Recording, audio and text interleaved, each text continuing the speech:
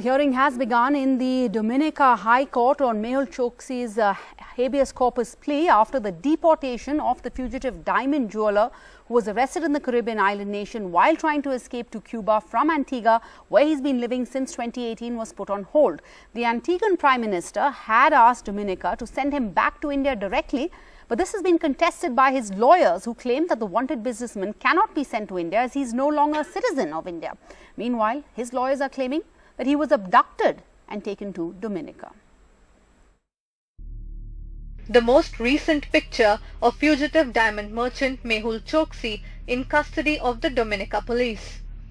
His legal team in Dominica alleges that the 62-year-old was forcibly abducted by Indian officials and taken to Dominica from Antigua, and that he was not fleeing. He had several bruises about his body. His eyes was seriously swollen. It tells me that he had been abducted on Sunday at around 5:30 thereabout in Jolly Harbour. He says that he was on his way to have dinner with an individual, and persons who he identified based upon the sound of their voice as Indian and Antiguan police officers. A habeas corpus petition was filed to produce him in court, based on which his repatriation has been stayed.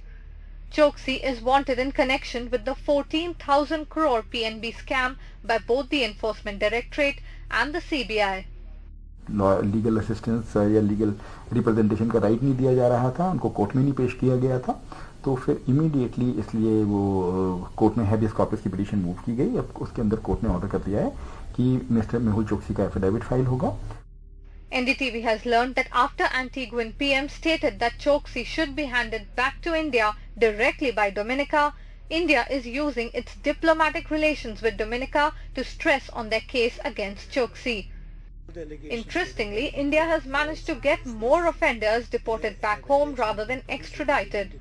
The matter is listed for later. It's not clear if India would be represented in court. Incidentally, India recently refreshed its diplomatic ties with Dominica, sending a grant of COVID vaccines as part of its vaccine diplomacy. With Neeta Sharma in New Delhi, Bureau Report, NDTV.